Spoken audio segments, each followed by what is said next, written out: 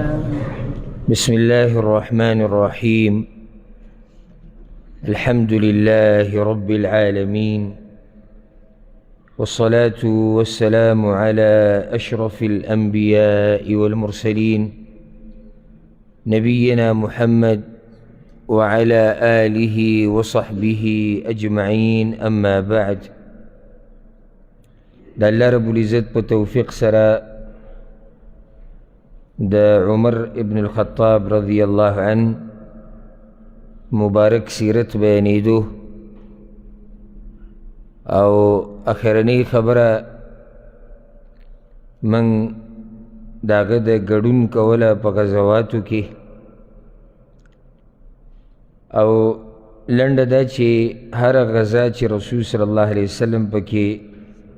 برخه اخیستې ده پکې وو، نو په کې عمر بن الخطاب رضی الله عنه. او خبره بیا اخرنی موږ د غزوة حنین کوله چې مسلمانانو باندې پکې سخت راغلی و، تکلیف راغلی و. په هغه سخته کې چې کله مسلمانان ګډوډ شو، نو بعض صحابه کرام د رسول صلی الله علیه وسلم خوا کې پاتې شي، یو پکې عمر ابن الخطاب رضی الله عنه. یو موقف په هغه ټیم کې د یو کس راښکاره شوی چې هلته عمر بن خطاب رضی الله عنه په دې واقعه کې بیا خبره کړې وه، او هغه داسې چې امام مسلم رحمه الله یو روایت راوړی دی د جابر بن عبدالله رضی الله عنهما نه. هغه وایي چې اتی رجل رسول الله صلى الله عليه وسلم بالجعرانة منصرفه من حنين. او یو کس د رسول صلی الله علیه وسلم خواله راغی په جعران علاقه کې کله چې رسول صلی الله علیه وسلم د حنین نه واپس شو.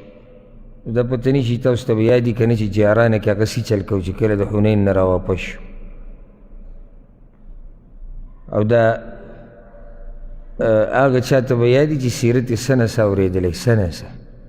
ځکه چې دا مشهوره واقعه ده. دیزې کې هغه د حنین د غزا نه چې کوم غنیمتونه میلاو شوي هغه یې تقسیم کړي په جعران علاقه کې. دا کس چې راغلی دی، نو بعضو علماو د ده نوم ښولی دی حرقوس ذو الخویصره التمیمی. دی راغی او رسول صلی الله علیه وسلم د بلال رضی الله عنه سره کپړه وه، په هغې کې سپین زرو، او رسول صلی الله علیه وسلم لګیا و د هغې نه راغستو او خلکو له یې ورکول. نو دا آواز وکړو یا محمد اعدل، ای محمد عدل کوه، عدل او انصاف کوه. دا د خوارجو نیکه دی، یعنی خوارج چې وروسته راغلي هغه ټول د ده په بچو کې شمارلی کېږي، ځکه چې دې ذوالخویصره په هغه ټیم د الله په رسول صلی الله علیه وسلم باندې اعتراض کړی. نو هغه ورته وایي ویلک تباشي ومن یعدل اذا لم اکن اعدل. تباشي وایي چې زه عدل نه کوم نو څوک به عدل کوي. لقد خبت وخسرت ان لم اعدل. زه خو بیا هلاک شوم، زه تباه شوم که زه سره د پیغمبرۍ عدل نه کوم. نو عمر بن خطاب رضی الله عنه یا رسول الله دعنی اقتل هذا المنافق. یا رسول الله که ستاسو اجازه تی چې دا منافق مردار کم. دیزی دپاره ما دا واقعه بیان کړ. رسول صلی الله علیه وسلم ورته معاذ الله ان یتحدث الناس انی اقتل اصحابي. نه نه، الله دې نه کي بیا به خلک دا خبرې کوي چې رسول صلی الله علیه وسلم خپل ملګري وجني، چې دشمن ته خو به هر پته نه لګي چې دا پکې منافق دی، دا پکې ګمراه دی، او ټولو ته په یو نظر ګوري ټول مسلمانان دي. بیا ووایي ان هذا واصحابه یقرؤون القرآن. دی او د ده ملګري، ملګرو نه مراد یعنې څوک چې د ده په نقش قدم روان دي، دوی به قرآنونه وایي. لا یجاوز حناجرهم، خو دا قرآنونه به دوی د مرو نه کته نه کوزېږي. څه مطلب دی؟ تیریږي به نه؟ نه، عمل به پرې نه کوي. یمرقون منه کما یمرق السهم من الرمیه. او دیسې به د اسلام نه وځي که نه، لکه غشی چې د لیندې نه وځي. د دې ځای نه د خوارجو تاریخ سټارټېږي، د دې ځای نه دا بنیاد دی. زمونږ د زمانې پورې خوارج چې څومره دي دا ټول د ده په نقش قدم روان دي. اعتراض اوس یعنی اعتراض د نن سبا په مسلمانانو باندې چې کوي بعض راشي تعجب کوي یاره وایي علماو ته کافران وایي او بس یو کار یې دی صرف په بچایانو پسې لګیا او مسلمانان اکثر مرتد دي او مسلمانان اکثر منافقان دي. تعجب ګوره په دې تعجب مه کوه. هغوی اعتراض زموږ په پیغمبر صلی الله علیه وسلم باندې کړی چې ته عدل نه کړې. بیا د هغې نه بعد هغوی اعتراض په عثمان بن عفان رضی الله عنه باندې کړی دی وایي ته د شریعت مطابق فیصلې نه کړې. بیا د هغې نه بعد هغوی اعتراض په علي بن ابي طالب رضی الله عنه باندې کړی دی وایي دی د الله حکم نه نافظوي، د الله قانون نه مني. بیا د هغې نه بعد هغوی اعتراض کړی دی په معاویه رضی الله عنه باندې وایي دی د الله حکم ته غاړه نه ږدي. او نور ډېر صحابه کرام. زه صرف دغسې پورې خبره کوم، وروسته پرېږده تاریخ بیا. نو چې پیغمبر باندې اعتراض کولی شي، په صحابه کرامو یې کولی شي، په هر چا یې کولی شي. قرآن به وایي دې کې یو فایده ګوره، زمونږ د چا د عباداتو سره کار نشتی. لکه کله ته په چا باندې رد وکړې که نه چې یاره د دې سړي نظریه برابر نه ده، دا خو ډېر تقوادار دی. جواب کې ورته دا وایي دی ډېر لمونځونه کوي او ته وایې نظریه برابر نه ده. دی د قرآن تلاوتونه کوي او ته وایې نظریه برابر نه ده. دا د جاهل سړي خبرې دي چې پوهه یې په دین هغه دا خبره نه کوي. وجه دا ده چې رسول صلی الله علیه وسلم صحابه کرامو ته ویلي دي د خوارجو باره کې وایي دوی به دومره پرهیزګارئ چې تاسو به خپل لمونځ د دوی د لمونځونو په مخ کې سپک ګڼئ. نو چې صحابه کرام د هغوی د لمونځونو په مخ کې لمونځ سپک ګڼي نو د امت لمونځونه به د هغوی د لمونځونو په مخ کې صحیح. او دا راته یو نقطه بیان کړم، د خروج دا نظریه چې د سړي جوړیږي او د تکفیر ده، دا هله چې کله سړی په تقوا کې د الله د پولو نه واوړي. یعنې د تقوا هم ګوره حدود دي. دا که څوک تاته دا وایي چې تقوا چې څه کې کوه دا غلط دی. د تقوا هم څه دي؟ حدود دي. هغه درې کسان نو راغلي د رسول الله وسلم کور ته، هغه یو وایي زه به د سره واده نه کوم. که دا زموږ په زمانه کې وایي موږ به وایي چې دا ټول نه زیات تقوادار دی. والله چې موږ به ویلی چې ده په شان بل تقوادار نشتی. او هغه یو وایي زه به ټول عمر روژه نیسم. دا بېدیني ده؟ نه. دا که اوس څوک وایي زموږ په مخ کې چې زه به ټول عمر روژه نیسم، موږ به سهار ماښام په صفتونو نه مړېږو. او هغه یو هغه بل وایي زه به ټوله شپه تهجد کې ویده کېږم به نه. راغی رسول الله وسلم چې راغی خبرې واورېدې رد یې پرې وکړو. وایي ما ودونه هم کړي دي، زه د شپې پکې ویده کېږم هم، زه کله بوزه کوم کله روژه کوم. دا زما طریقه ده او چې څوک د دې طریقې نه واوړېدو هغه زما نه دی. او بیا دا وایي ګوره دا یاده کوي په تاسو ټولو کې زیات تقوادار زه یم او په تاسو ټولو کې د الله نه زیات یېرېدونکی زه یم. د تقوا هم حدود دي. دا د مرضۍ خبره نه ده چې څه کې کوه. کله چې سړی د دې حدودو نه واوړي نو دی بیا ګمراهۍ ته واوړي. لکه ګوره اوس یو سړی دومره د حدودو نه اوړېدلی دی چې په ګناه باندې دی سړی کافر کوي. سوچ وکړه دی ولې په ګناه باندې سړی کافر کوي چې په هغې باندې سړی کافر کېږي نه؟ د دې د لاسه چې دی په دې دیندارۍ کې او په تقوا کې چې کوم حدود شریعت یې ښود د هغې نه اوړېدلی دی نو د الله هغه حکم یې نه دی خوښ. یعنې یاره دا خو الله لږه نرمي نه ده کړې. زناکار مسلمان دی نو دی چې زنا کوي، لیکن الله ورته مسلمان ویلي، الله خو یې کافر کوي نه په زنا. نه، دی دومره اوړېدلی دی چې د ده اوس د الله د دې حکم سره نه لګي چې دې کې لږه نرمي ده. نو راشه موږ به بله فتوا ورکړو هغه څه دا کافر دی. دا چې ګوره کوم نقاط ما تاسو ته نه بیان کړو نادرا کیدای شي تاسو یې واورئ چا نه.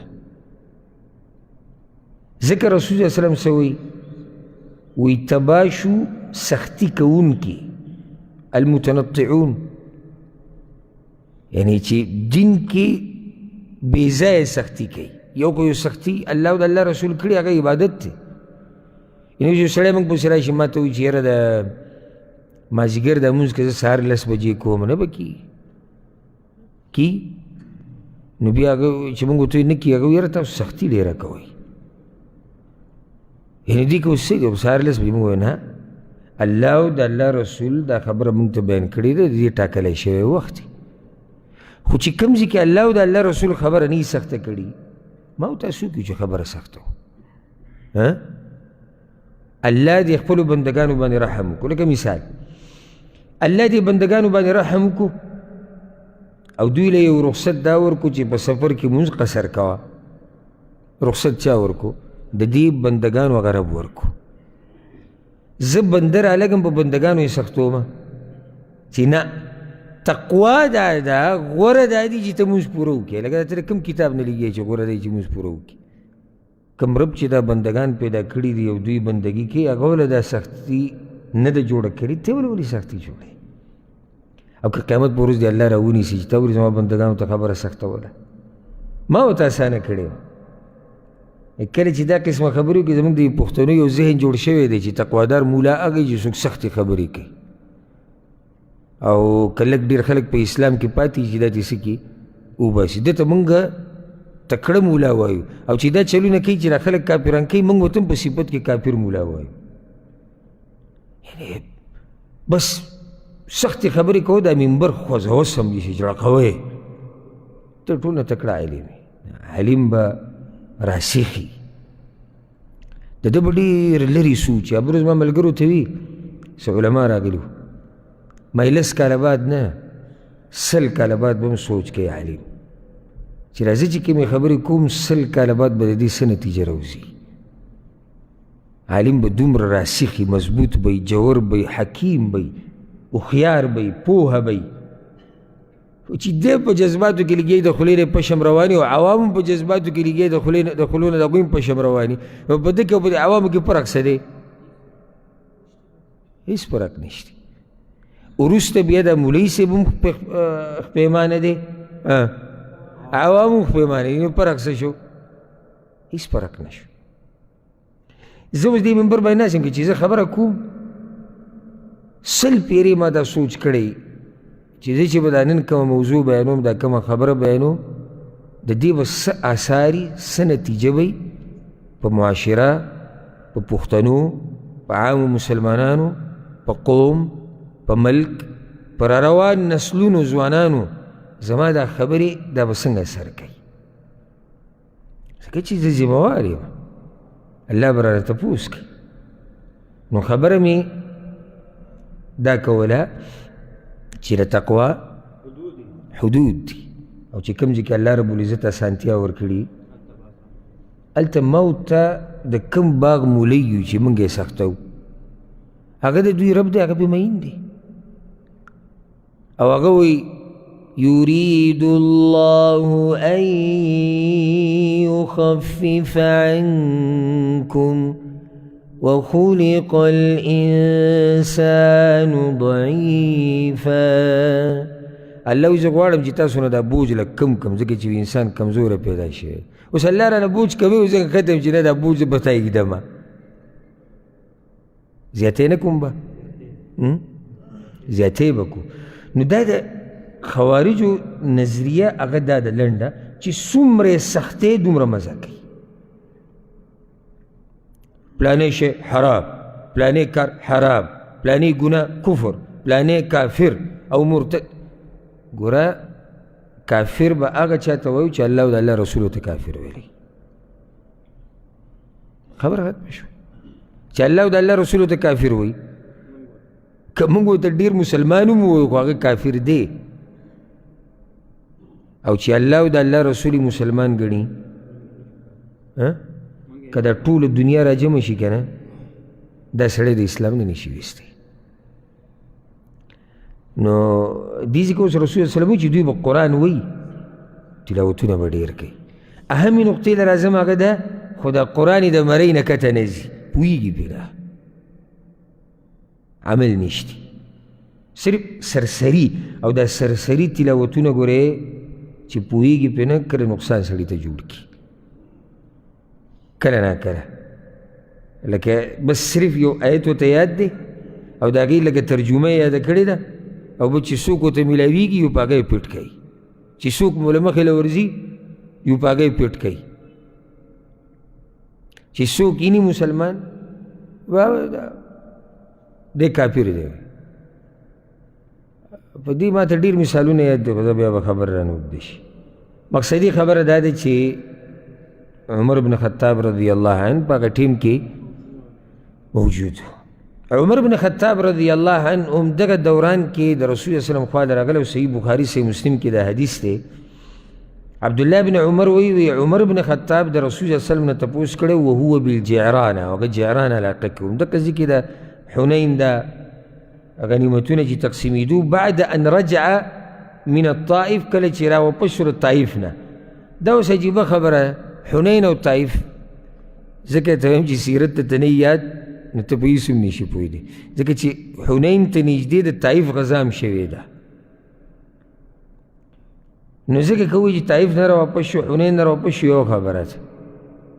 وی یا رسول الله ای د الله پیغمبر انی نذرت فی الجاهلیه، ما په جاهلیت کې منښته کړې وه. جاهلیت څه مطلب دی؟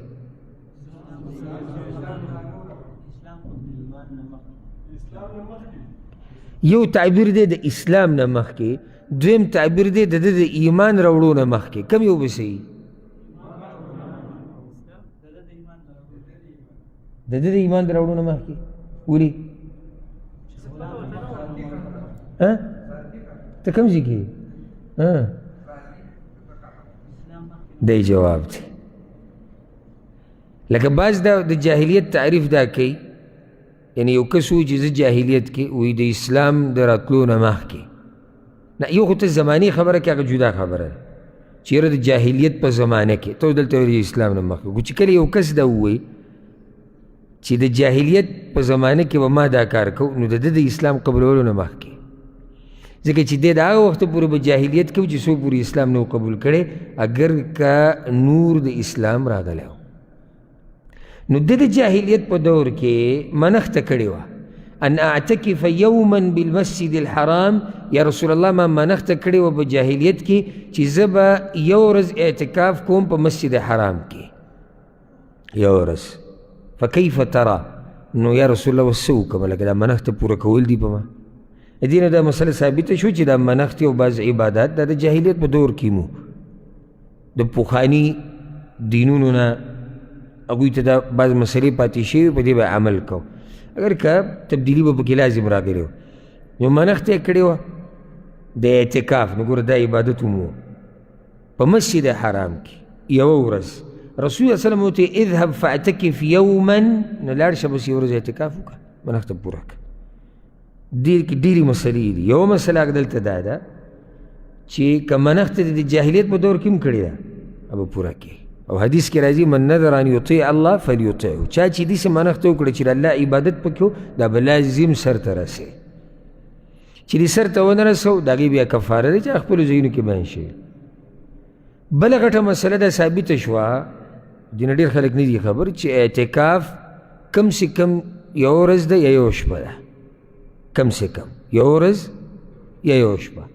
او کم فقها چې دا خبره کوي چې اعتکاف یعنی کم سے کم څه وخت نشتی، ته 2-3 منټه هم اعتکاف کولی شي، ته 10 منټه هم کولی شي، په دې دلیل نشتی. ځکه چې کم سے کم چې هلته راغلی یومن راغلی، بعضې روایتونو کې لیله راغلی شپه. نو ځکه که خیر هم کړی زموږ په دې ملکونو کې بعضو جوماتونو کې چې ورننوځي نو د اعتکاف نیت هم لیکلی او وایي ته هسې هم جومات کې کینې انتظار د مانځه به کوې اعتکاف ورته وکړه. ګور اعتکاف دې ته وایي چې ته بالکل ځان جدا کې د دنیا نه او په جومات کې کینې. دلته خو دې راغلی د مانځه په نیت دی، 10 منټه به دې څه اعتکاف کوې او 15 منټه. په هغه 10 منټه او 15 منټو کې مې د توجه ټوله دا دی چې کله به اذان ویله کېږي او کله به لمونځ کېږي زه به ځم. اگر که دا د بعضو فقهاو قول دی، سره د احترام موږ دا وایو چې د هغوی سره دلیل مضبوط نشتی. دلیل په اعتبار سره دا خبره مضبوطه ده.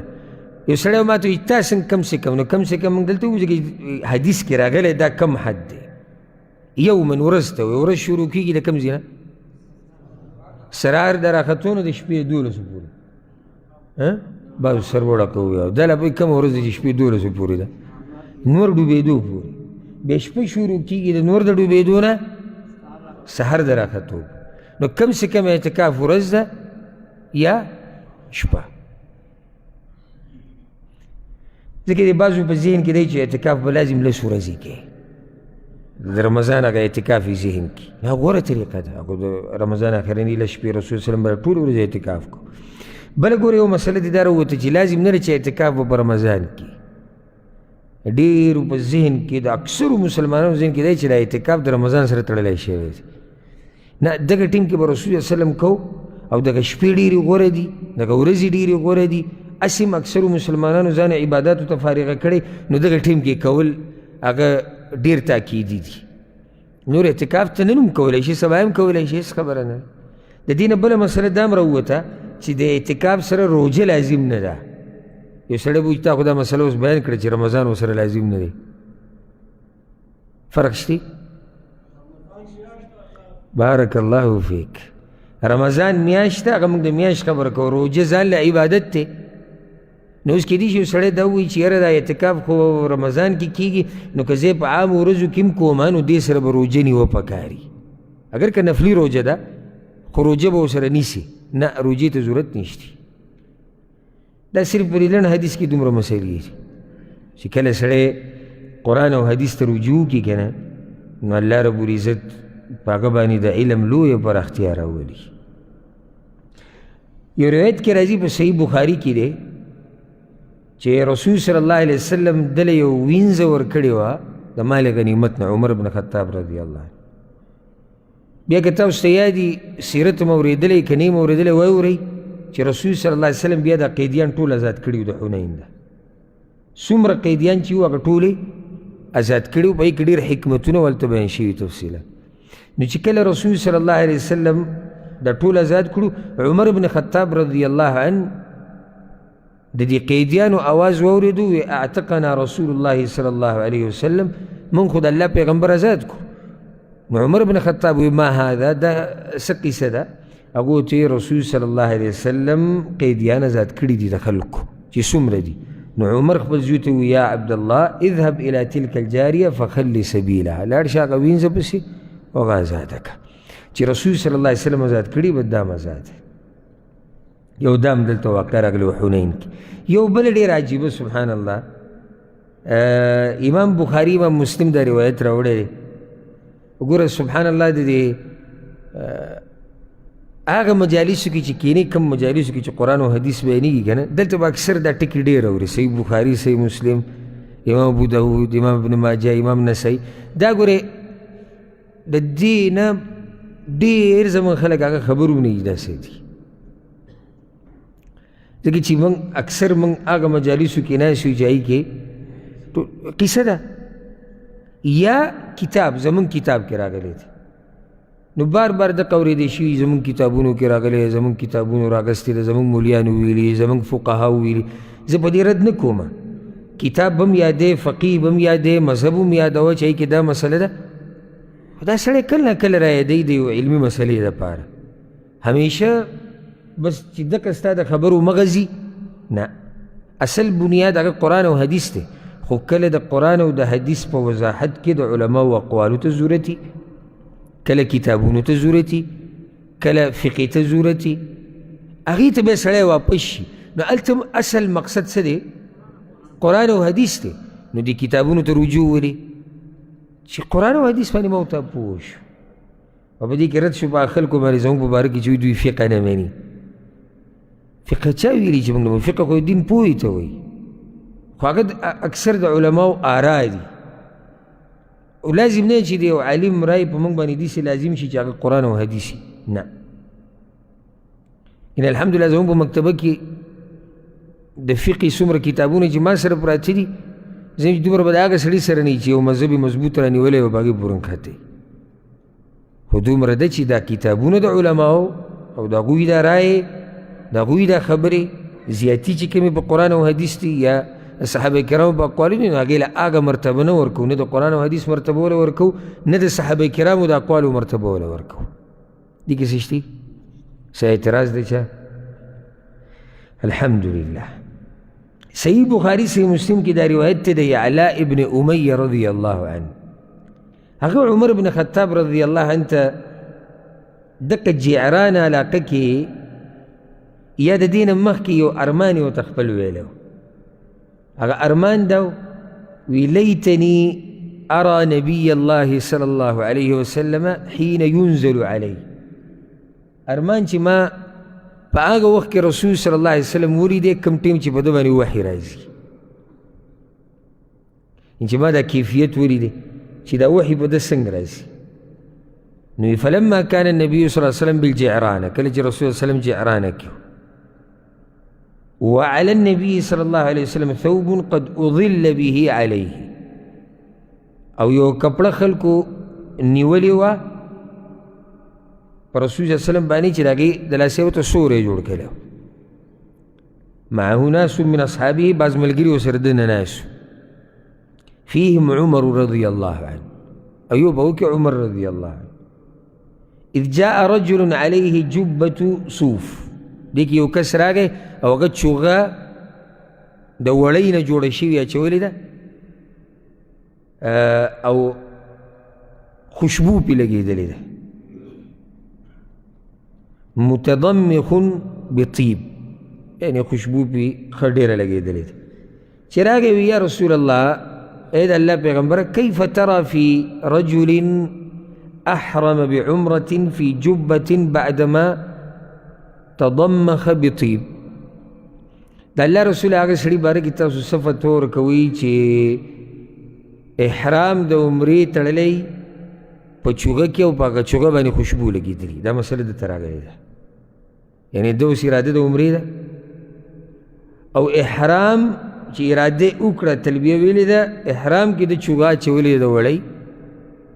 او دویم کار څه دی په هغې باندې خوشبو هم لګېدلې ده فنظر إليه النبي صلى الله عليه وسلم ساعة ثم سكت سوخوت رسول صلی الله علیه وسلم دې وکتو بیا غلی شو الله اکبر ځکه چې لا ډکه ټیمه پورې جواب نه و راغلی او یو منګه لا نیم تپوس نه یې شوی موږ دین کې خبرې شروع کړو او بیا لا مولا به لا دا ووایي چې ما ته جواب نه دی معلوم یو هغه عالم یې وایي چې د الله نه یېرېږي یاره چې زه د الله سره مخامخ شم که نه او ما یو بې شماره پیرې خلکو ته ویلي چې ما ته پته نشتي دا زما خوښه ده د دې نه چې زه الله ته مخامخ شم او یو سړي له ما یو غلط جواب ورکړی یو سړي له تاسو اوس ما د مسلې تپوس وکئ چې یاره پلاني ته دې مسله کې څه زه یاره ما ته پته نشته دا مسله ما نه ده کتلې څه عیب دی کامل خو علم کې الله دی که نه یو انسان به یو کتاب نه کتلی یو حدیث به ورته نه رسېدلی یو مسله به ورته یادوه کیدای شي د ذهن نه وتي یو مسله نوي را پیښه شوه سوچ ته فکر ته پکې ضرورت دی एकदम د سره جواب نشتی غصه دی غصې د لاسه ته جواب هېر شوی دی ډېر غم کې دی هغه غم ته خبره یې راکړې ده روان دی په سفر په لاره کې خبرې ته سوچ نشتی او وی ما ته پته نشتی دې کې څه عیب دی یاره دا سړی چې څومره عزتمند دی تپوس یې مه کوه ځکه چې د الله نه یېرېږي د الله نه یېرېږي نو وی ما ته پته نشتی اوس خو پکې په فیسبوک کې لایو داسې یو سوال جواب کوي لایو زه یو مکتبه فکر والا نه یادوم ګوره زه هر هغه سړی یادوم چې دین پورې ځان تړلی دی او دې بعضو ته زه جواب لږ ساعت لږ غوږ ورته کښېږدم چې دی څه وایي نو زما په دې جسم باندې دا ګونې ځیږ شي چې لکه د دې کومه ګډه وړه خبره کوي لایو پروګرام مباشر سوالات جوابات یعنی په لایو کې تا ته دا ګنجایش هم نیسي چې یاره څه به زه کتاب ګورم یا دغه ګورم ډېر یو سم مضبوط علم والا سړی پکار او دا مضبوط علم والا هم کله نه کله منځ کې وایي ما ته یاره د دې پته نشتي خو مجال شتی چې زمونږ هغه لایوونو کې داسې راشي چې ما ته پته نشتي ښه اوس جواب ورکوو بیا به ګورو نو بیا به د چا سره ګوري الله سره به ګوري دې خو مطلب دا شو چې بیا به د الله سره ګورم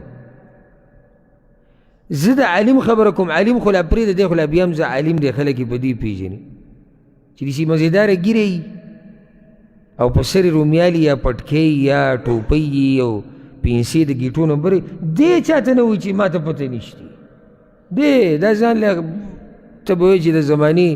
شیخ الاسلام ابن تیمیه دی مړي که خو دې دا نه وایي چې ما هغه امیر صاحب څو ورځې چې تبلیغ کې ګرځېدلی دی دې به وایي زه نه پوهېږم عالم بدله خطا کی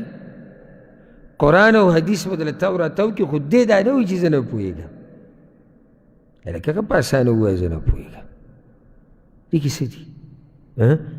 صحابه کرام ویلي دي زه نه پوهېږم څه چلو شو او ده ته وګوره که دا څوک دی الله پیغمبر دی صلی الله علیه وسلم وحي نه ده راغلی جواب نه ورکوي تا ته مسله نه ده معلومه کلی شي جواب مه ورکوه او په دې کې څه دي که دا عالم او دا مفتي ووایي چې ما له لږ وخت راکړه ورځ دوه بعد به جواب درکړم دې کې څه دي هېڅ نشته او ما تاسو ته دا خبره ذکر کړې وه د الشیخ العلامه ابن باز رحمه الله د هغه فتاوه ما سره پرته ده کور کې او الحمدلله ما څو پیرې کتلې ده داسې سوالونه پکې شوي دي چې هلته لاندې جواب دا دی الله اعلم ما ته پته نشته ابن باز د دنیا عالم دی دا نه چې داسې سعودي عرب عالم دی زمونږ چې د کلي کې هم ټول خلک نه پېژني بیا چې دا کتاب چاپ شوی دی یو کس د شیخ په سیرت کې دا خبره ذکر کړې ده چې دا موږ ته شیخ رحمه الله ویلي چې موږ ورسره مشوره وکړه چې شیخ صاحب که ستاسو اجازت دا سوالونه به ترې لرې کوي نه دا به پکې پرېږدئ چې دې خلکو ته د ابن باز حقیقت معلوم شي چې دا څومره کمزوری بنده دی د الله دا به ترې نه لرې کوئ دا قسمه جوابونه چې کله ما ولیدو زما په زړه کې د هغه سره خو هسې محبت و هغه محبت ښه ډېر شو هغه قدر د هغه ښه ډېر شو زموږ دا سوچ دی چې زما به قدر کم شي هلته زموږ په عوامو کې هم مسله ده که زموږ عوام هم دا نه مني چې یاره ملا دې چېرته خطا شي یا ملا ته دې مسله نه وي معلومه نو مسله به طرفینو ته ده الله زموږ په حال باندې رحم وکړي ښه رسول صلی الله علیه وسلم غلی شو فجاءه الوحي نو وحي راله فأشار عمر رضي الله عنه بيده إلى يعلى رضي الله عنه تعال عمر بن الخطاب يعلى توي راځه راځه ارمانو چې ما رسول صلی الله علیه وسلم لیدلی چې د باندې وحي راځي يعلى وی زرالم فأدخل رأسه یو روایت کې راځي چې عمر بن الخطاب رضی الله عنه پر رسول صلی الله علیه وسلم باندې کپړه ور واچوله چې کله به دا وحي راله نو يعلى وی چې زرالم نو ما په دې کپړه کې سر وردنه کو چې رسول صلی الله علیه وسلم وګورم فإذا النبي صلى الله عليه وسلم محمر الوجه دا مخې تک سور شوی د وحي ډېر لوی زور یعنې په هغه خو تازه نازلېده چې په هغه خو به سم زور و چې اوس یې زده کوې که نه تپوس یې د هغه چا نه وکړه چې څوک یې زده کوي او څوک یې بیانوي چې په ده باندې د وحي څومره بوځي لوی زورور علم دی زورور به لازم وي د الله او د الله د پیغمبر خبرې دي نو دا مخې تک سور شوی یغط ساعه څه وخته پورې دا سا ګډه وډه شوی ثم سري عنه بیا دغه تکلیف د هغه نه لرې کړی شو نو رسول صلی الله علیه وسلم وی أین الذي سألني عن العمرة آنفا هغه د عمرې باره کې چې تپوس کوه کوم ځای کې ناست خو دغه خلکو کې اخوا دېخوا شوی نو خلکو ولټو راوستو په رسول صلی الله علیه وسلم پسې رسول صلی الله علیه وسلم ورته اما الطیب الذي بک فاغسله 3 مرات دا خوشبو چې کومه لګېدلې ده ستا په بدن ورسره لګېدلې دا به 3 پیرې وینځي و اما الجب فانزعها او دا چوغې لرې کړه ولې یوازې دا مسله ده چې خوشبو به لګېدلې ده احرام کې د یو اندام دپاره ګنډلی شوي جامه نشي استعمالولی ثم اصنع في عمرتك ما تصنع في حجك او بیا عمره دې سې وکړه لکه څنګه چې حج کې ته طواف او صفا مروه کې نو دلته عمر بن خطاب رضی الله عنه موجود و کوم ځای کې موجود و کله چې وحي راتله بیا د دې نه بعد د تبوک غزا ده په رجب کې شوی او 9 کال د هجرت و او د اخرنۍ غزا ده چې رسول صلی الله علیه وسلم پکې شریک شوی دی او عمر بن خطاب رضی الله عنه په دې کې و په دې کې ډېرو ځایونو کې د عمر بن خطاب رضی الله عنه تذکره ده ټوله لویه مسله ستاسو ذهن ته څه راځي د تبوک د غزا او عمر بن خطاب ستاسو ذهن بارک الله فیک خپل نیم مال د لښکر په تیارولو کې ورکړی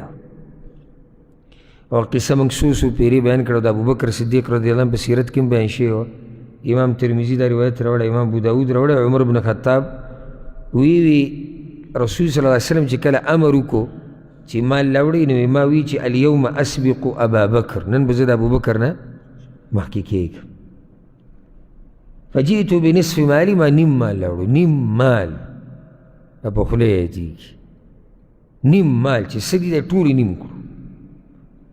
وی رسول صلی الله علیه وسلم ما ته چې ما ابقیت لاهلک کور کې دې څه پرېښودو وی ما ورته چې دې په شان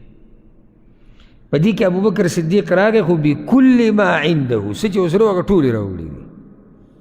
وي رسول صلی الله علیه وسلم ورته یا ابا بکر ما ابقیت لاهلک شاته دې څه پرېښودي وی ابقیت لهم الله ورسوله الله او د الله رسول مې پرېښي دي نو عمر ورته والله لا اسابقك الى شيء ابدا د نن نه بعد به زه تا سره په یو خبره کې مقابله نه کوم نو نیم مال عمر بن خطاب په هغه لښکر تیارولو کې ورکړی او هغه سخته ورځ په مسلمانانو راغلي او سیرت لازم واورئ د تبوک د غزا ناشنا ایماني واقعات به پکې تاسو واورئ چې څومره سخته په ورځ په مسلمانانو راغلي یو بله واقعه د تبوک د غزا ده امام مسلم دا روایت راوړی د ابو سعید الخدري رضی الله عنه کله چې موږ د تبوک غزا دپاره روان شو او دغه سخته ځای ده اصاب الناس مجاعه په خلکو باندې لوږه راغله هسې عجیبه خبره دا ده چې سفر تبوک ته دی او تبوک د مدینې نه ډېر لرې دی او ګرمي ده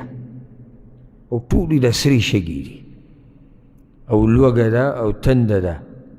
فقر او غریبي ده او د سورلو کمې دی په یو سورلي باندې دنیا کې سر به کېناستو بیا چې هغه څه وخته پورې لړ به راکوشي به نور وروختو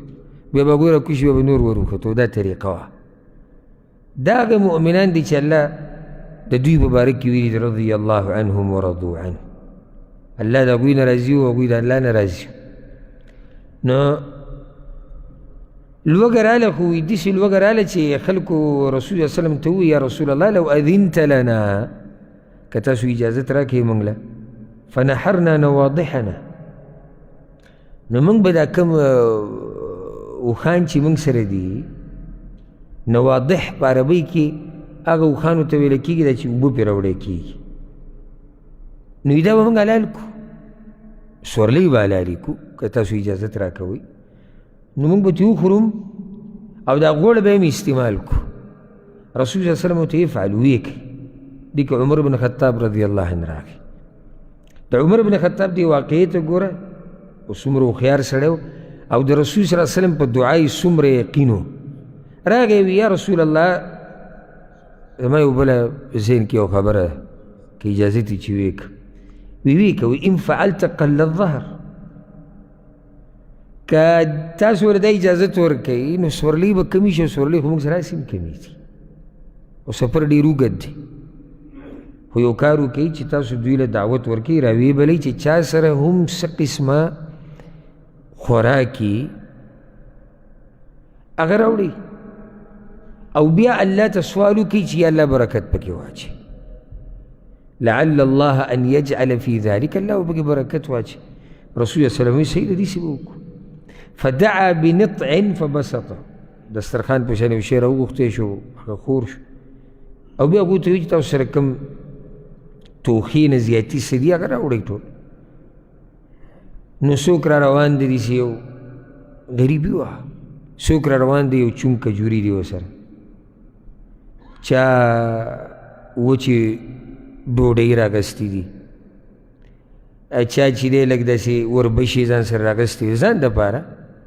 دپاره هر سړي څه نه سره راغستې چونکې څه راځي چې هغه راغستې دي حتى اجتمع على النطع من ذلك شيء يسير او بیا هم په دې دسترخوان باندې لږ څه راجمع شو رسول الله وسلم دعا د برکت وغوښته د الله نه بیا وی خذو فی اوعیتکم وي د دې نه د خپل لوښي ډک کړئ نو هغو ټولو ته لوښي خپل ډک کړو او د هغې نه خوراک هم وکړو وفضلت فضلتون او هغه کوم چې و هغه په هغه ځای پاتې شو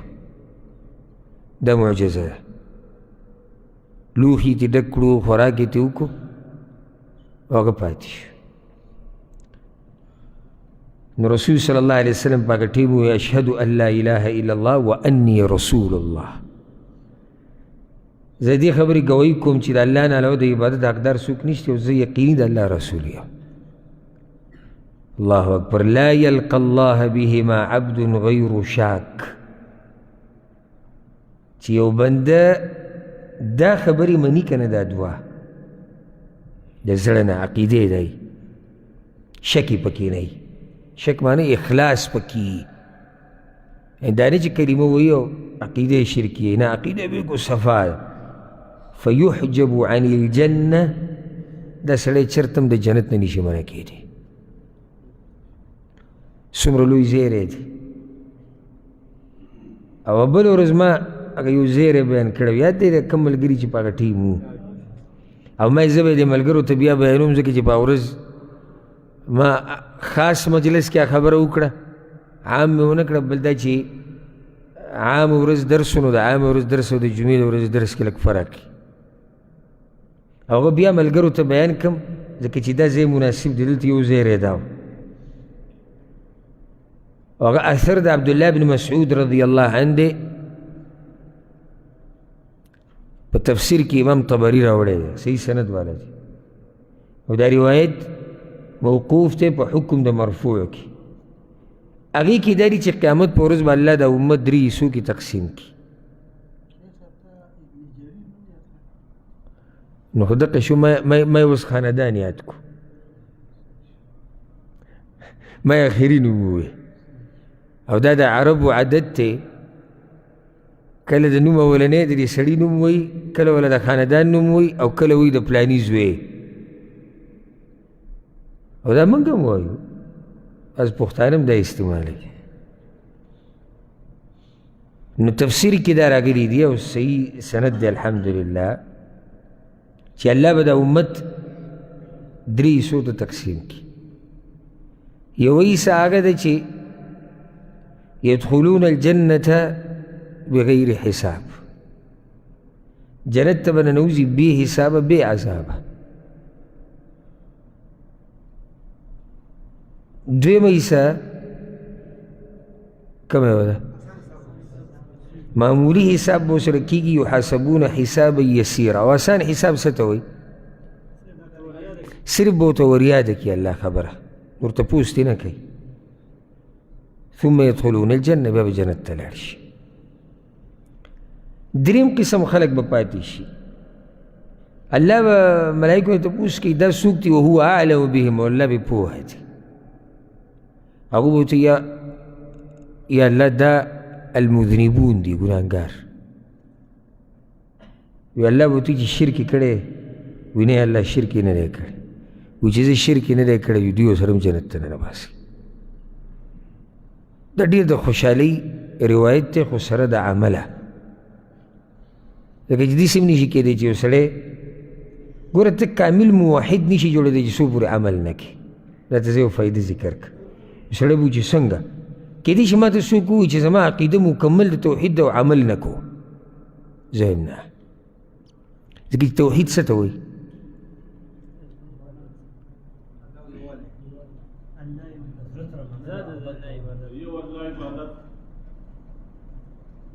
الله رب العزت بندگی د هغه دپاره خاص کول، صحیح شو که نه؟ دا توحید دی که نه؟ تا بندگی صحیح د هغه دپاره خاص کړې نه، د هغه منې نه، هغه راته وایي داسې وکړه ته یې نه کوې. نو یو جانب د توحید ستا هغې کې کمزورتیا شتي، ځکه عمل نشتی. نو دا قسمه حدیثونه چې لکه دا تیر شو یا دا کم اثر چې ما بیان کو، نو دا سره د څه سره د عمله خو انسان کمزوری دی، کله کوتاهي ترې وشي الله رب العزت ته بیا هغه کوتاهي معاف کوي. ښه، یو واقعه د ده په سیرت کې لازم بیانېږي. کله چې خپله لور حفصه رضی الله عنها د هغې د نکاح خبره یې وکړه چاته؟ ابوبکر ته او عثمان ته رضی الله عنه. او دا موږ د ابوبکر صدیق په سیرت کې بیان کړی. امام بخاری دا روایت راوړی، امام ابن حبان هم راوړی. عبدالله بن عمر دا قصه بیانوي،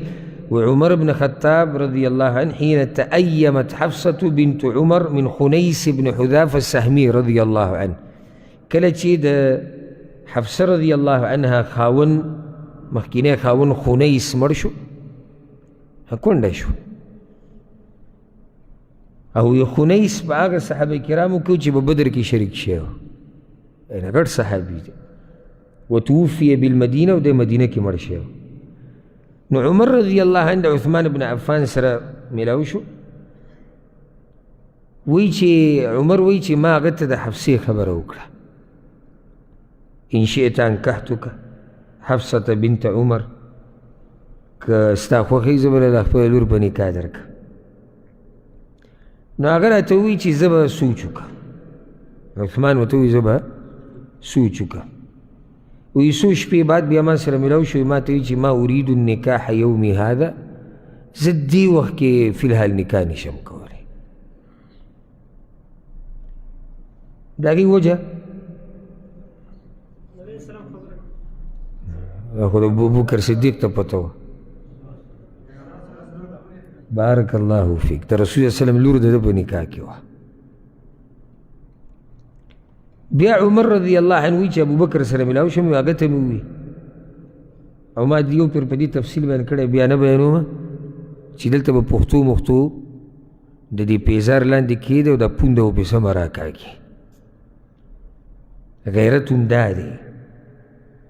چې سړی د لور خور دپاره یو دینداره سړی ورته میلاو شي او هغه ته خبره وکړي، دې کې هېڅ حرج نشته. نو هغه ورته وویې ابوبکر هېڅ جواب ورنه کړو، نو ډېر زیات ترې خفه شو، او دومره وایي زه د عثمان نه هم خفه. یو څو شپې بعد وی ور وټکولی شو چې زه ورغلم رسول صلی الله علیه وسلم دی، وی ما ته وایي چې موږ راغلي یو ستا د لور سره نکاح کولو لپاره. ما ورکړه. بیا را سره ابوبکر میلاو شو نکاح نه بعد، وی ما ته وایي چې ما ته ښکاري ته خفه شوې. مسلمان هوښیار وي، سړی د سړي په مخ پوهېږي، په حرکاتو په سکناتو پوهېږي، هوښیار سړی ډېره مزه کوي. دا یو نیم دومره کمقلي، یاره وایي زه خو پې پوه نه شوم، په ثابت سړي دی پوه نه شي، د هغه په مخ پوه نه شي، د هغه په خبره پوه نه شي چې دلته دی دا خبره ولې ماته کوي، دی ولې دا رنګ یې زیړ شو، ولې د دې سړي دا رنګ سور شو، ولې دی غلی ناست دی. ځان نه هوښیاران جوړ کوي. د دې نه مخکې چې څوک درته په ژبه خبره وکړي، د هغه د حال چې کومه ژبه ده هغه اورئ او په هغې پوهېږئ. نه ورته یې ویې ته که څه خفه شوی وي، او یا نو لازم وی ګوره زه دې خبرې منع کړی وم چې رسول صلی الله علیه وسلم یو پیر ستا د دې لور تذکیره کړې وه، او ما د رسول صلی الله علیه وسلم راز نه راښکاره کړو. یوه بل دا چې هغه تذکیره کړې وه، نو زه څنګه د هغه نه ورمخکې کېدم، او دا مې زړه کې وو دا چې ما ته خبره وکړه، که چېرته دې پیغمبر صلی الله علیه وسلم دا نکاح ونه کړه نو زه یې کوم. نو دا واقعه د ده په سیرت کې مشهوره واقعه ده. د عمر رضی الله عنه لوږه په فقر او صبر، د هغه صبر په لوږه او په فقر باندې، او ډېر سخت حالات د ده په ژوند کې راغلي وو. ای کې یو مشهوره واقعه چې امام مسلم راوړې ده. الحمدلله تاسو ته دا خبره بیان کړم چې موږ که د رسول صلی الله علیه وسلم سیرت بیانو او که د صحابه کرامو، نو هغه مسند بیانو. مسند څه مطلب دی؟ چې سندي. او کله نا کله داسې کیدی شي چې یو روایت معمولی کمزورتیا لري، خو امت کې مشهوري او هغو قبول کړی، نو دغه معمولی کمزورتیا ما مخکې خبره ذکر کړې وه، دا په سیرت کې نقصان نه کوي، ځکه دې کې احکام نه وي. یو چې ډېر کمزوری یا سوچه دروغ وي، هغه نه بیانولی کېږي. امام مسلم دا روایت راوړی د ابو هریره رضی الله عنه، دې ته غوږ کېږدي. وی رسول صلی الله علیه وسلم یو ورځ راووتو، یا یوه شپه راووتو، فاذا هو بابي بکر و عمر رضی الله عنهما. چې رسول صلی الله علیه وسلم د شپې راووتو، نو چې ویې کتو ابوبکر او عمر یې مخې له ورلو. ورته وی ما اخرجکما من بیوتکما هذه الساعه، دا ټیم ته څه له راوتې یې؟ دې ټیم ته وګورئ ستاسو راوتو ته. هغه ورته ویل الجوع یا رسول الله، لوږې راویستي وو. دا ګوره ښه مالداره خلک وو. تاسو تیر شوی درس کې هغې نه مخکې درس کې هغه چې عمر بن خطاب خپل ملګري ته نصیحت کو وایي که ته په مال یریږي نو دا خبره یاده کړې چې قریش کې زما سره زه په هغه کسانو کې په قریشو کې چې ډېر زیات مال دی را سره نیم زما او نیم ستا خو مزه ابو سفیان سره مزه بیا چې ول هغه سورلۍ ورکړه پته نشتي عیاش ذهن کې به راځي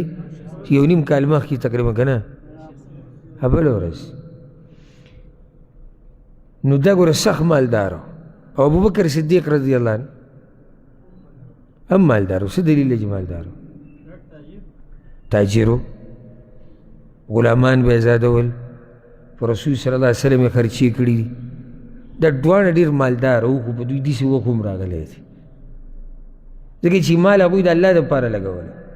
او موږ سره د دې بوجو او د دې بینک اکاونټونو چې کم یېرېږو د لوږې نه تپوس یې مه کوه رسول صلی الله علیه وسلم ناشنا جواب ورکړو والذي نفسي بیده زما د په هغه الله قسم وي د کوم الله په لاس کې زما ستا ده لاخرجني الذي اخرجکما زه هم دقې خبرې راویستې یم کومې چې تاسو راویستې او دې ته سوچ کوئ دا د الله رسول دی د لوږې د لاسه د کور نه راوتی دی او موږ معمولي ډیوټي که ته به راشي که نه یاره دا ایمان چې کم ګډوډ شي ایمان طبیعت پرېږده ایمان معمولي قرضه اوهو ته به دا سوال کوې چې یا الله دا سړی د دین نه منکر نه شي چېرته دا مونځ اودس پرې نه دي دا قرآن دا تلاوتونه چېرته پرې نه دي دا بل طرف ته چېرته وانه وړي دا به یېرېږي دا زموږ ایمانونه دي یعنی په هغه ټیم کې موږ الله سره ښه محبت کوو چې ښیو نه ایمان پته خو په امتحانونو کې لګي چې امتحان د باندې او ته مؤمني او سم مؤمني نو زم دې خبرې راویستې یم که نه ځئ چې ځو فاتا رجلا من الانصار په انصارو کې به یو کس پسې ورلو او دا واقع دوه پیرې راغلی ده دلته چې کوم کس پسې ورغلي دي د هغه نوم ابوالهیثم ابن التیهان رضی الله عنه او د بدر په غزا کې هم شریک شوی دا هم ګډ صحابي دی ابوالهیثم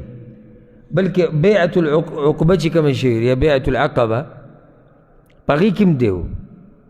بیعة العقبه کې و او دی چې څومره غزاګانې رسول الله وسلم کړي دی پکې شریک نو رسول الله وسلم هلته ورغی او ملګري داسې ساته چې ډاډه پرې ورسېږي ملګري داسې ساته چې څه ډاډه پرې ورسېږي دا د پتې چې رسم د نر زوی دی چې ورلو فاذا هو لیس فی بیته هغه کور کې نه رسول الله وسلم اجازت وغوښتو دننه نه بیبي آواز وکړو رسول الله وسلم ورته ویې موږ یو زه یم ابوبکر دی عمر دی مرحبا و اهلا په خیر یې ورته وویل هرکلی یې ورته یا رسول الله راځئ تاسو راځئ رسول الله وسلم ورته ویې پلانې چې شو ویا خو تللی دی ذهب یستدعب لنا من الماء د سکو اوبه راله راوړي چېرته کوی یې ګوري څه ځای ګوري اوبه راوړي اذ جاء الانصاري په دې کې هغه انصاري راغی او چې راغی او رسول الله وسلم یې ولیدو ورسره ابوبکر او عمر او دروازې ته ولاړې دي د ځمکې په دې مخ په دغه ورځ د دې نه اوچت مېلمانه د چا نه و د ځمکې په دې مخ او دا نه د قیامته پورې دا مېلمانه بیا راتلی شي یعنی سوچ وکړه سوچ ورتاسې وکړه د پیغمبرانو سردار په پیغمبرانو پسې غوره انسان په هغه پسې غوره انسان څومره اوچت خلک دي نو چې داسې مېلمانه وینې ځکه چې کله دینداره مېلمه وینې نو خوشحالېږي ورته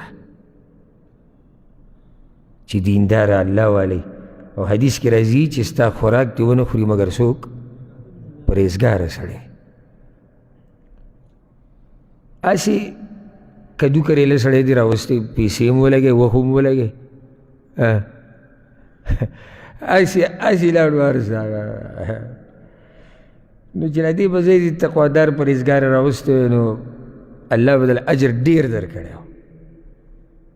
او څه به دې زده کړي او رحمت په نیکانو خلکو راورېږي په تا به راورېدلی او په کور کې به راورېدلی نو هغه سخت خوشحاله شو دا به د ده څه ناشنا خوشحالي وه زه خو دا حدیث چې زه کله م ویم او الحمدلله دا زما طریقه ده چې کله م زه حدیث یا واقعه ویم نو زه په دې ذهن کې یو تصویر هسې جوړ کړم یوه خاکه چېرې داسې به شي ته سوچ وکړي چې یو سړی را روان دی او دروازه کې د الله رسول ولاړ دی او ورسره ابوبکر او عمر دی یعنې زه چې ته به سمه را منډه ووهلي اوبه ورسره دي چې څنګه یې رسول صلی وسلم ولیدو الحمدلله الحمدلله ما احد اليوم اکرم اضیافا مني د الله شکر یې به دې وویستو وی په ما پسې چې کوم عزتمن میلمانه راغلي دي دا ځمکې په دې مخ په چا پسې نه دي تللي او ډاري کې ورنه واست راځئ راځئ یا رسول الله راځئ ځکه راته ما ملګری څنګه ساته نر ساته راځه دا نه چې سټګرۍ راګرۍ او څنګه ونه څکو ونه خورو او بیا او لږ سر مې دروند دی او بوج دی سړی وایي یا الله زه اوس د وتو لار وایي چې زه به ورته ربوځم راځئ یا رسول الله وایي راځئ تاسو راځئ کښېنول د هغه وخته پورې چې دی دروند پروګرامو کې لاړ فانطلق فجاءهم بعذق فيه بسر وتمر ورطب لاړ یو غونچک یې پوره راوړو د کجورو د ونې پوره غونچک چې پای کې داسې کجورې وي چې بالکل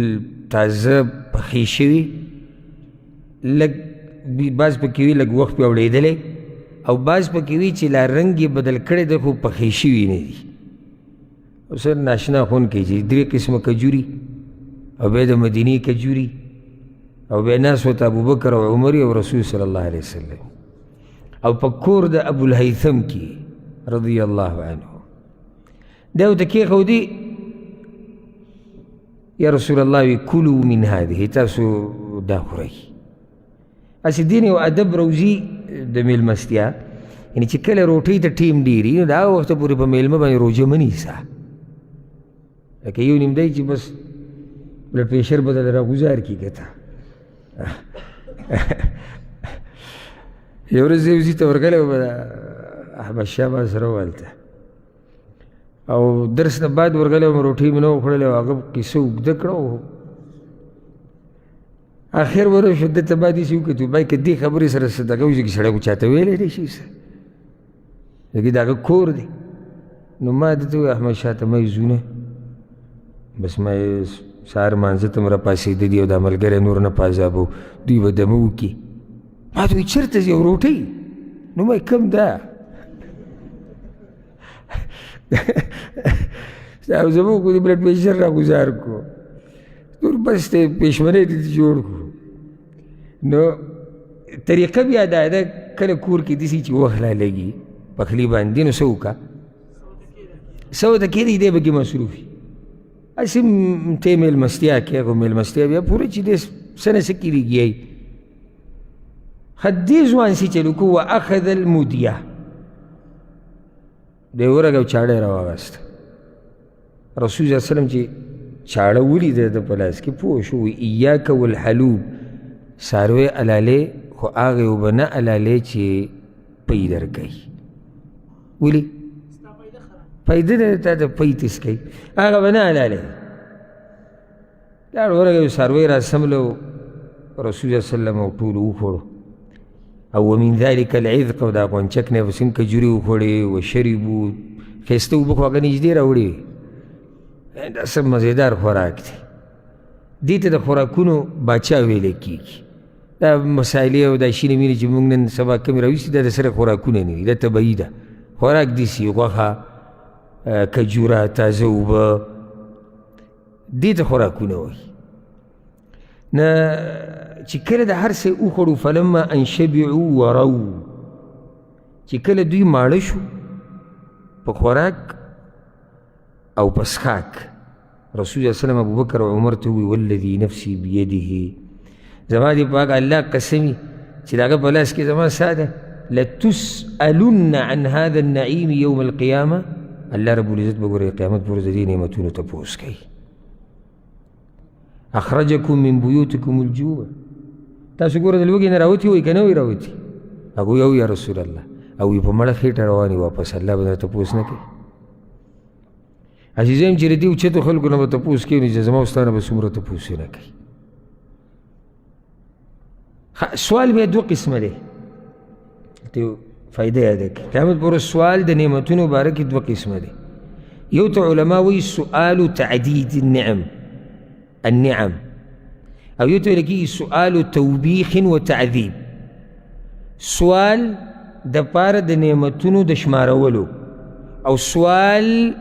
د پاره د عذاب او د تکلیف د ورکولو. د دې مؤمنانو نه دا قسم مؤمنان یادوم، لکه چې یو پیغمبر دی او نور دوه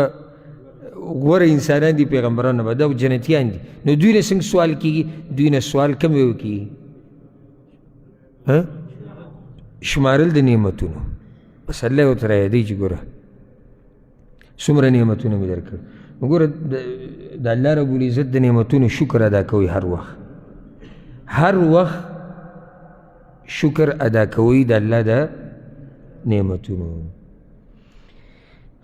دې نه بعد یو واقعه ده لږ اوږده ده، چې یو بله خبره به ذکر کړو د عمر بن خطاب رضی الله عنه محبت د رسول صلی الله علیه وسلم سره. امام بخاري یو روایت راوړی دی د عبدالله بن هشام نه، هغه وایي موږ د رسول صلی الله علیه وسلم سره وهو آخذ بید عمر بن الخطاب رضی الله عنه، او هغه د عمر بن خطاب رضی الله عنه د لاس نیولی روان. دا د رسول صلی الله علیه وسلم طریقه وه، کله به یې د ملګري لاس نیولی او روان. د دې سره مینه محبت ډېرېږي، د دې سره توجه مې د کشر مشر ته، د شاګرد استاذ ته، او دې ډېرې فایدې ده. او دا عجزیم ده، عجزي ده چې ته یو سړي سره اوس رسول الله وسلم ته وګوره، صرف لاس مې راوهل نه دي، لاس یې دله بیا نیولی دی، په دې نه پس عجزي شتي نشتي، نو دې ته عجزي وایي. لاس یې د عمر بن خطاب نیولی دی، بیا ورته عمر رضی الله عنه وویل یا رسول الله لأنت أحب إلي من كل شيء إلا من نفسي، یا رسول الله ته ما ته د هر چا نه زیات خوښې سوای د خپل نفس نه. او دلته دا فایده ده کې د انسان د خپل نفس سره مینه د طبع ده. طبع څه مطلب دی؟ قدرتي ده. او د بل سره مینه اختیاري، یعنی ده په اختیار کې. د پیغمبر سره مینه یا د پیغمبر نه علاوه که چا سره موږ محبت کوو، دا د اختیار مینه ده، د څه اسبابو د لاسه. د ځان سره مینه دا طبیعي ده، اسبابو څه ته ضرورت شتي وجې ته نه، بس زما نفس ته زه بمین یم. نو هغه دا خبره وکړه چې یعنې یو خو دغه زما مینه د طبیعي، هغه زما خپل ځان سره. رسول الله صلی الله علیه وسلم ورته لا نه، زما دې په هغه الله قسمي چې د کوم الله په لاس کې زما ساه ده، حتی اکون احب الیک من نفسک، تر څو چې د ما سره د خپل نفس سره د محبت نه زیات محبت نه یې کړی. عمر رضی الله عنه ورته ویل فإنه الآن والله لأنت أحب إلي من نفسي، یا رسول الله نو اوس خو ته ما ته زما د نفس نه زیات خوښ یې. معنی دا چې په مسله باندې پوه شو چې دا طبیعي چې کومه مینه ده د انسان د خپل نفس سره، د دې نه به زیاته د اختیاري له زور ورکوي، هغه چې کومه د الله د رسول سره مینه ده. رسول الله صلی الله علیه وسلم ورته ویل الآن یا عمر، اوس دې خبره وکړه، اوس د ایمان اوچتې مرتبې ته ورسېدې، اوس دې غټه خبره وکړه. ګوره دې نه دا مسله راووته چې د الله د پیغمبر سره مینه بچي، ګوره چې خپل نفس ته یاد کو که نه، بچي تلې راغلی دي، مال تلې راغلی دی.